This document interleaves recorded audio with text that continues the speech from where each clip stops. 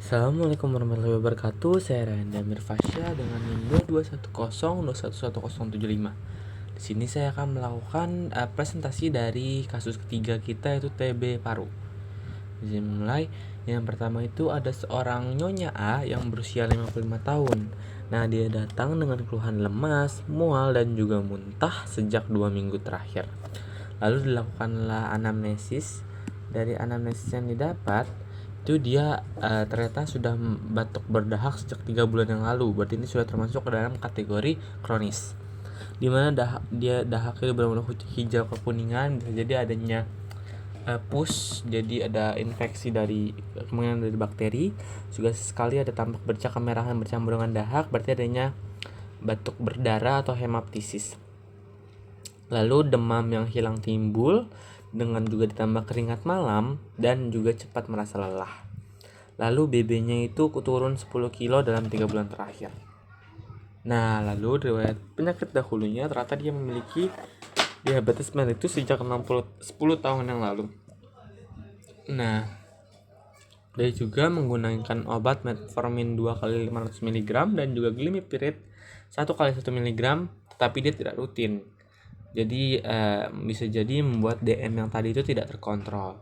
Lalu ada riwayat sosialnya, dia ternyata merokok sejak 10 tahun yang lalu, di mana merokok itu 10 hingga 15 batang per hari. Ini sudah masuk kategori berat. Lalu dia tidak minum alkohol, tapi dia merupakan ibu rumah tangga yang tinggal di rumah kontrakan di lingkungan padat bersama suami dan ketiga anaknya. Bisa disimpulkan bahwa dia masuk ke dalam kategori ekonomi menengah ke bawah. Nah, lalu dilakukan hipotesis. Nah, hipotesis yang pertama adanya TB paru. Nah, kenapa TB paru? Karena adanya batuk berdahak sejak 3 bulan lalu, berarti sudah kronis. Lalu tambah dia lemas, mual, dan juga muntah. Terus juga ternyata ada dahak, hijau kekuningan, dan juga ada hemoptisis. Ini salah satu ciri khas. Lalu adanya keringat malam juga. Terus BB-nya turun dan juga sempat merasa lelah. Lalu ada bronkitis. Kalau bronkitis ini gejalanya itu ada batuk berdahak sejak 3 bulan yang lalu juga. Lalu untuk PPOK sendiri, dia juga ada batuk berdahak. Pneumonia ini dia ada batuk juga. Nah, lalu dilakukanlah pemeriksaan. Nah, pertama pemeriksaan fisiknya itu di mana dia adanya KU-nya sakit sedang, kompos mentis, TB-nya 165, BB-nya 40 kg. Jadi dia masuk ke dalam kategori BMI-nya 14, yaitu underweight. Lalu untuk tanda vitalnya untuk tekanan darahnya normal, respiratory rate-nya dia agak meningkat. Lalu untuk nadinya normal dan juga suhunya itu dia febris. Dia sudah demam. Jadi dia agak naik untuk respiratory rate-nya, jangan dia demam. Lalu untuk kepala leher ternyata dia ada konjungtiva anemis, jadi bisa jadi ada tanda-tanda anemia tapi tidak sklerotikterik, tidak ada limfadenopati, tidak pembesaran KGB. Toraks di parunya itu dia untuk inspeksinya dia simetris, jadi pernapasan simetris, statis, dan diamis. Parameter taktilnya dia akan kiri sama, sonor pada seluruh bagian lapang paru, dan juga vesikularnya mengeras, dan juga ada suara emforik nih. Ronkinya tidak ada. Lalu untuk jantung nih dalam batas normal, abdomen tidak ada pembesaran hepar maupun spleen, dan juga ekstremitasnya normal. Nah, lalu dilakukan pemeriksaan penunjang nih. Pemeriksaan penunjang dilihat bahwa HB-nya itu dia tidak normal, dia sudah turun, hatinya juga ikutan turun. Lalu untuk leukositnya dia agak meningkat, dimana kategorinya dia sampai 10.000, dia lebih dari 10.000. Trombositnya dia normal, LAD-nya dia meningkat. Lalu ini hitung jenisnya. Nah, untuk ronsen toraks, didapatin bahwa dia ada corakan fibroinfiltrat inhomogen dengan kavitas pada lapangan paru di dextra kedua perihiliar masif. Di mana corakan fibroinfiltrat berarti ada fibrosis, terus juga ada infiltrat dari cairan-cairan, dan juga adanya kavitas nih. Salah satu kavitas bisa jadi karena adanya TB. Nah, untuk dahak lah dilihat ini merupakan golden step-nya. Jadi untuk penegakan dari TB itu BTA sputum.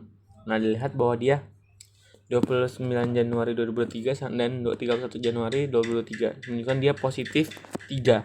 Nah, kalau positif 3 berarti dia sudah positif masuk ke dalam kategori TB paru. Nah, lalu kita masuk ke patofisiologinya.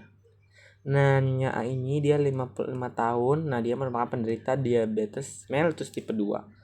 dan setelah itu dia mengonsumsi metformin dan glimepiride tapi dia tidak rutin, akhirnya menyebabkan DM-nya itu tidak terkontrol. Nah, DM yang tidak terkontrol ini bisa menyebabkan imunnya itu tidak optimal, jadi sehingga dia penurunan sistem imunnya menyebabkan gampang nih terinfeksi dari patogen-patogen. Nah, dia juga melakukan perokok aktif lebih dari 10 tahun. Nah, rokok kan sudah kita ketahui ya memiliki banyak toksin-toksin seperti nikotin, tar yang akhirnya bisa merusak sel-sel epitel dari respirator di saluran pernapasan. Yang pertama dari silianya yang tadinya panjang itu bisa menjadi lebih pendek dan juga bisa kaku, jadi tidak bisa mengeluarkan mukus. Lalu dia juga jika sudah terlalu sering, sel epitelnya malah akan bermetaplasia atau berubah menjadi sel epitel selapis gepeng squamosa.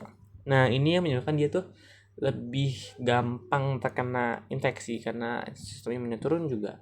Karena kan untuk silia ini tidak bisa mengeluarkan mukus, yang dimana mukus itu untuk menangkap patogen. Karena tidak bisa, jadi akhirnya patogen bisa gampang masuk. Nah, lalu ditambah dengan lingkungan rumah yang padat, dimana dia juga bisa jadi adanya satu sanitasi yang buruk, juga tidak ada sinar matahari, yang membuat dia lembab. Nah, jadi bagi untuk bakteri sendiri dia suka dengan tempat-tempat yang lembab dan juga kurang dari matahari, akhirnya bisa lebih gampang nih terinfeksi dari patogen. Nah, salah satu patogen ini ada yang namanya MTB atau Mycobacterium tuberculosis. Ini salah satunya dia sangat gampang sekali masuk ya. Bisa masuk ke alveolus. Nah, di alveolus sendiri nanti akan tersintetisasi dan akan adanya makrofag nih. Makrofag yang ada di alveolus namanya makrofag alveolar. Nah, makrofag alveolar ini dia akan melakukan fagositosis dan akan mengeluarkan mediator-mediator inflamasi. Nah, yang pertama itu bisa mengeluarkan interferon tipe 1. Yang dimana interferon tipe 1 itu dia bisa mengaktifasi dan juga rekrutmen dari sel-sel imun, contohnya dari neutrofil, dia bisa masuk ke alveolus untuk membantu menghancurkan bakteri ini. Lalu ada interleukin 6. Nah, interleukin 6 ini bisa menginduksi peningkatan dari hepsidin. Nah, hepsidin ini dia bisa mengurangi penyerapan dari zat besi di zat besi di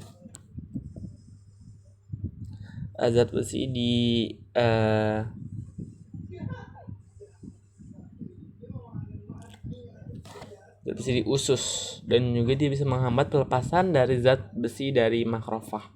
Akhirnya karena zat besinya kurang, akhirnya HB juga bisa turun karena HB kan dia terdiri dari zat besi juga. Nah, HB-nya turun, HT-nya ikutan turun. Jadi ini masuk ke dalam, bisa masuk menyebabkan anemia. Anemia contoh dari sini dilihat bahwa dia ada konjungtiva anemis. Nah, anemia tersebut ini karena adanya penyakit kronis, jadi yang disebut dengan namanya anemia penyakit kronis. Nah, interleukin 6 juga dia bisa meningkatkan CRP. Jadi protein dalam darah itu semakin banyak, akhirnya menyebabkan dia darahnya lebih mudah mengendap. Akhirnya LED-nya lebih meningkat. Nah, LED ini salah satu indikasi adanya banyaknya inflamasi. Lalu ada interleukin 1. Nah, interleukin 1 dan TNF alpha. Nah, ini tuh bisa meningkatkan masuk ke hipotalamus nih. Di hipotalamus ini nanti akan meningkatkan set point dari tubuh. Jadi tubuh nanti akan mengkompensasi dengan meningkatkan suhu tubuhnya, akhirnya menyebabkan dia demam. Nah, dia juga bisa karena adanya peningkatan dari suhu tubuh tadi, akhirnya juga adalah salah satu kompensasinya dia keringat di malam hari. Nah, lalu ada TNF alpha juga. Nah, TNF alpha ini dia bisa menginduksi perbanyakan dari hormon leptin. Nah, leptin ini dia bisa menginhibisi rasa lapar, akhirnya nafsu makan akan turun, yang menyebabkan lagi karena dia nggak makan, akhirnya BB-nya bisa turun, dan ini bisa turun secara drastis tadi sampai 10 kilo. Nah, untuk Mycobacterium tuberculosis ini nanti tuh dia kan difagositosis oleh makrofag alveolar, tapi saat di situ dia bisa mengeluarkan protein RAB7. Nah, RAB7 ini dia bisa kan tadi MTB ini nanti akan masuk ke dalam fagosom di dalam makrofag. Nah, saat tadi mengeluarkan RAB7 ini akhirnya akan mencegah penggabungan dari fagosom dan juga lisosom. Nah, kalau dari penggabungan ini dia bisa menghancurkannya. Tapi karena nanti dicegah oleh RAB7 ini, akhirnya tidaklah terbentuk atau yang disebut dengan phagolisosom blockage. Nah, dia juga jadi akhirnya tidak bisa nih dihancurkan oleh MTB. Nah, terus MTB juga dia bisa mengeluarkan protein ESX1. Ini bisa menyebabkan makrofaga tidak berapoptosis. Jadi dia nggak bisa dihancurkan dan juga makrofaga tidak bisa mati nih. Akhirnya MTB ini akan terus bereplikasi di makrofaga tersebut sampai akhirnya sel itu akan mati atau lisis. Nah, lalu keluarlah MTB ini di mana antigen-antigennya itu nanti akan terkena oleh APC atau antigen presenting cell, di mana nanti akan menuju ke sel T helper 0, T naif, akhirnya belum menjadi T helper 1. Nah, T helper 1 ini dia bisa mengeluarkan sitokin. Contohnya adalah interferon gamma. Interferon gamma ini dia bisa mengaktifasi dan juga merekrutmen dari makrofag. Akhirnya makrofag akan datang dan banyak sekali nih ke situ dan akan mengeluarkan TNF alpha. Jadi dia akan mengeluarkan TNF alpha, akhirnya bisa mengubah sel monosit itu bisa berubah menjadi histiosit, dimana nanti akan menjadi lebih besar gitu. Nah, jadi tadi kan sudah dimakan nih, tapi dimakan, tapi dia akhirnya karena TNF alpha ini akhirnya akan menjadi lebih besar, akhirnya berubah menjadi histiosit. Nah, akhirnya terjadilah akumulasi sel-sel imun dari yang tadi dari interferon tipe 1 sampai terus juga adanya sel-sel histiosit. Akhirnya akan terjadi akumulasi sel imun. Jadi akan semakin banyak sel imun yang menghancurkan NTB, akhirnya akan membentuk granuloma.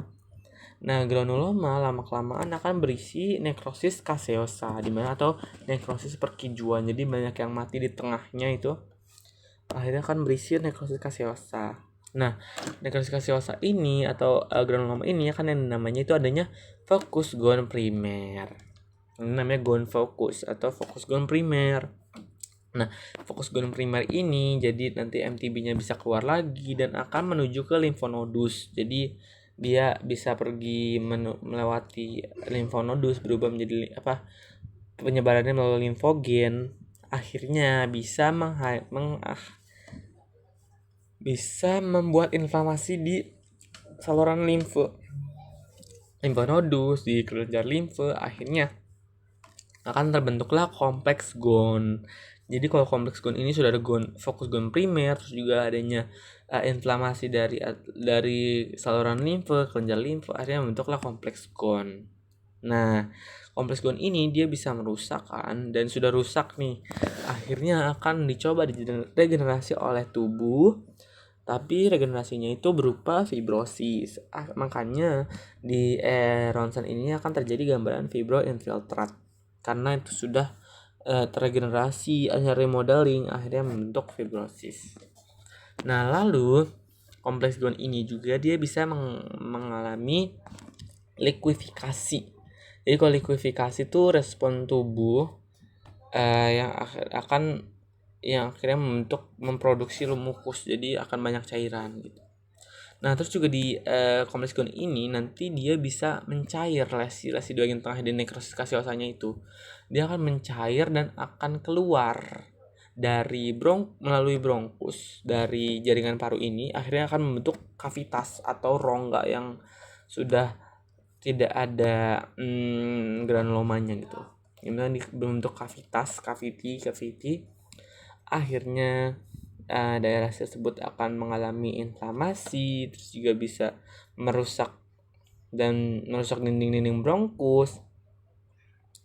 Akhirnya nih akan terjadi merusak dinding bronkus ya dan alveolus. Akhirnya terjadilah erosi dari pembuluh darah karena sudah dekat nih, dari bronkus ke pembuluh darah dekat, hancur lah, akhirnya pembuluh darah bisa pecah, terjadilah hemoptisis atau batuk berdarah.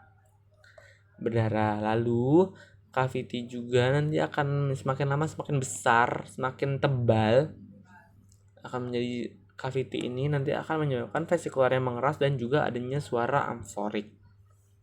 Nah, lalu likuifikasi ini itu akan terjadi banyaknya mukus-mukus, akhirnya bisa mengiritasi saluran napas bagian bawah. Jadi banyak sekali mukus-mukus, sudah terlalu banyak nih. Akhirnya ditambah dengan tadi banyak sekali sel-sel imun, akhirnya terjadilah akumulasi dari pus dan juga mukus. Akumulasinya ini akan menyebabkan impuls ke medulla oblongata. Akhirnya terjadi respon batuk. Batuknya ditambah berdahak karena tadi banyaknya akumulasi pus dan juga mukus, akhirnya batuk berdahak hijau kekuningan. Makanya di BTA-nya itu dia positif 3 karena di bagian sputumnya, karena tadi batuk berdahak tadi. Nah, lalu akumulasi pus ini juga bisa menimbulkan rongki karena di saluran pernapasan bawah ini banyak cairan, dan saat udara masuk dan juga keluar, akhirnya menekan cairan tersebut akhirnya agar bisa masuk dan juga keluar, akhirnya terdengarlah bunyi rongki. Lalu dari respon batuk ini akan meningkatkan tekanan intraabdominal, akhirnya menyebabkan vagal reflex berupa mual dan juga muntah. Nah, lalu karena tadi banyaknya mukus, akhirnya bisa jadi gangguan difusi dari O2 dan juga CO2. Ditandai dengan penurunan kapasitas napas. Jadi karena kekurangan oksigen ini, akhirnya ada impuls nih ke tubuh, akhirnya agar ditingkatkan kompensasinya itu berupa respiratory rate-nya naik. Karena oksigen turun juga, jadi dia akan mengalami metabolisme anaerob yang tidak membutuhkan oksigen, tetapi dia ATP-nya akan semakin kurang. Dia akan menyebabkan dia lemas. Dan juga asam laktatnya akan semakin meningkat, yaitu dia akhirnya menjadi mudah lelah. Baik, lalu untuk ini sudah untuk patofisiologi dari TB-nya. Lalu untuk pelaksananya itu akan diberikan OAT atau obat anti tuberkulosis, yaitu berupa antibiotik ada 4 jenisnya. Yang pertama itu ada RHZE. Jadi untuk pelaksananya itu ada 2 RHZE ditambah 4 RH3. Jadi untuk 2 bulan pertama itu diberikan RHZE, ditambah 4 bulan selanjutnya itu diberikan RH. Tetapi kalau ini dosisnya setiap hari, sedangkan kalau ini dosisnya 3 kali per minggu. Jadi apa aja obatnya itu ada R-nya rifampicin, H-nya itu ENH atau isoniazid, juga Z-nya ada pyrazinamide, dan juga E-nya etambutol. Jadi dia ini merupakan antibiotik. Nah, untuk dosisnya sendiri, ini untuk dosis hariannya bisa dilihat untuk isoniazid itu dia 5 per kilogram berat badan, rifampicin 10 per kilogram berat badan, pyrazinamide-nya juga segini, etambutol segini, dan untuk yang 3 kali seminggu akan segini, bisa dilihat. Jadi untuk total laksana itu bisa diberikan OAT, dan juga bisa juga untuk non farmakologinya bisa stop merokok, terus juga untuk DM-nya bisa dikonsumsi secara rutin.